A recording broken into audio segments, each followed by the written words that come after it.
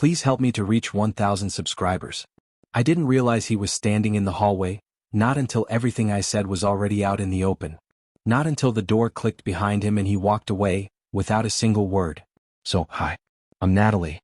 And this is the story of how I ruined the best relationship of my life. All because I couldn't untangle myself from my past. It started on a slow, ordinary Saturday. My best friend Claire had come over for coffee and our usual chat. We were sitting in the kitchen, catching up on work drama, her new guy, and eventually, Jake, my boyfriend for 2 years. Jake was, had been, the kind of man who made life feel safe in the best way. Steady, gentle, thoughtful. He'd bring my favorite drink without me asking, rub my shoulders when he sensed I was stressed, and fold my clothes because, it takes 2 seconds, don't worry. He was the exact type of partner people pray for. But here's the truth I'm ashamed of. My heart was still tangled up with someone from before. Adam. My ex. The one who shattered me, disappeared, reappeared, and disappeared again. It was toxic in every way. But for reasons I didn't even fully understand, a part of me had never let him go. Jake knew Adam existed. What he didn't know was how much space Adam still took up in my mind. He didn't know I sometimes scrolled through Adam's social media late at night. He didn't know I kept a playlist that reminded me of him. Or that some nights, I wondered what my life would have looked like if Adam hadn't walked away. So when Claire casually asked, "Do you think you and Jake will get married someday?" I laughed. Not because it was funny, but because it hit a place inside me I didn't want to look at. I took a breath and said stupidly, "I don't think I'll ever feel for Jake what I felt for Adam." Claire blinked. "Natalie, what are you talking about?" I shrugged, pretending it wasn't a big deal. "Jake's amazing. He really is. But the intensity one had with Adam. I don't feel that fire with Jake." What I had no idea about was this. Jake had come home early. Quietly. So quietly that I never heard him. He must have stood just out of view in the hallway and listened to every word. He didn't step in. He didn't interrupt.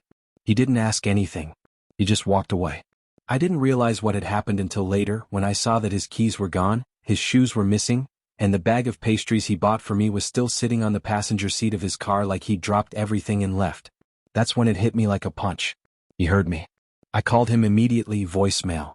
I texted him, first trying to sound normal, then full-blown panicking. "Where are you? Let me explain. Please come home." Nothing. Claire stayed over because she felt guilty, even though none of it was her fault. She tried to reassure me that maybe he hadn't heard the whole conversation.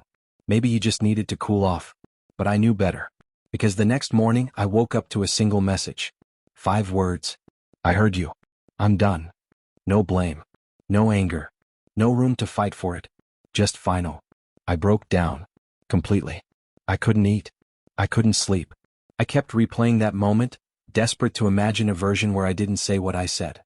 But that version didn't exist, because those words came from a place I hadn't dealt with. He disappeared from my life after that. And as days went by, something strange happened. My obsession with Adam vanished.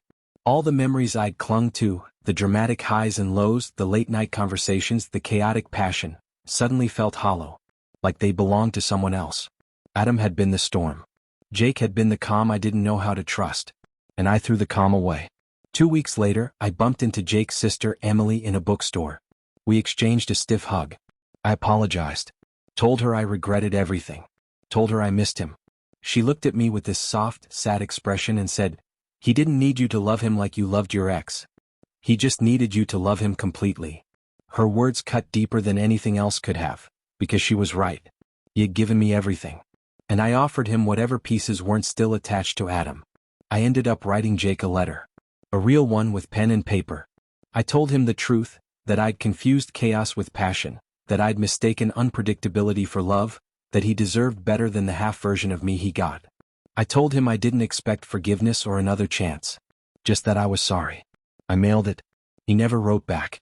Months later, I heard he'd moved away. Started a new job doing work that mattered to him. Met someone who treated him the way I should have, fully, wholeheartedly, without shadows from a past relationship. As for me, I'm trying to fix myself. I go on slow, careful dates. I go to therapy. I stopped following Adam. I deleted the playlist. I'm rebuilding. But I kept a copy of that letter I sent to Jake. Not because I think he'll return, but because it keeps me grounded. It reminds me that real love isn't a wildfire. It's the steady warmth that stays, not the flame that burns everything down. If you're listening to this, Don't waste your heart on someone who already walked away. And don't wait until it's too late to value the person who shows up for you again and again. Because sometimes the most painful heartbreak you'll ever experience is the one you give yourself. Please help me to reach 1,000 subscribers.